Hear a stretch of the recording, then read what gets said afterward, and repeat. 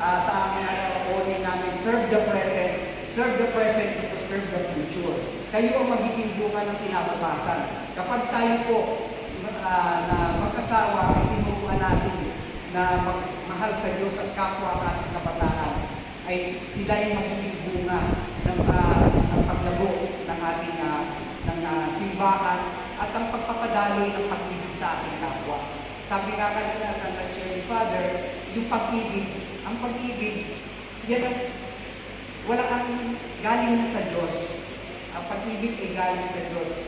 Subalit kung hindi, anong makukuha natin sa pag-ibig? Ang makukuha natin ay kapag ito'y ating pinadama sa ating kapwa. Ang pag-ibig na ito ay pinagaling natin, pinadama natin sa ating mga anak. Ito'y dadaloy sa lahat. At ang pag-ibig ni Kristo ay magaramdaman nila at magkakaroon sila ng magandang relasyon sa ating Panginoon. Amen? At maiiwasan natin sa mag-asawa yung pagkaroon ng pagtataksin o anumang mga higwaan. Kaya yung mga higwaan sa mag-asawa, kapag nagkaroon kayo ng pagkakaisa bilang mag-asawa, ay maiiwasan natin at madali natin ma-resolve yun. Amen? Palakpakan po natin ang aming Panginoon. Ang pag-ibig ng mag-asawa ay naglalarawan ng pag-ibig ni Kristo na mapagmalasakit at hindi humihingi ng kapalit. Isang tanda ng mabisang pag-aalay ni Kristo sa buhay niya para sa ating simbahan. Ito po ay mapapasa natin sa Efeso chapter 5, verse 1 to 2.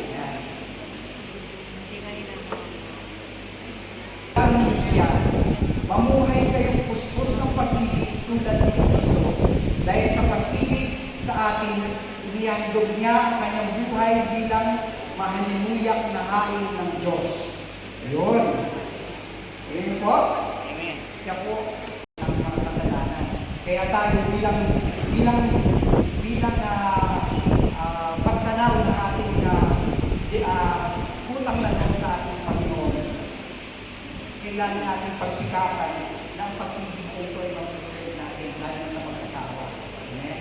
Yan po ang nais ng ating Panginoon. Sabi nga din sa sino ang unang nagmahal sa atin? Ito ba ang Diyos? Minahal tayo ng Diyos. At ang pagmamahal nito ay namuna sa pamamagitan ng mga tao.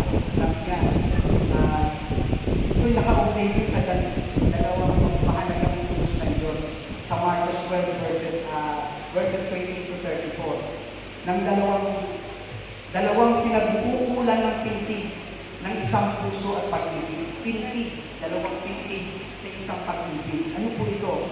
Yung unang pintig, mahalin mo ang Panginoon mong Diyos ng iyong puso, ng iyong isip, ng iyong buong kaluluwa, at ng iyong lakas. Amen? At paano namin maisa sa buhay?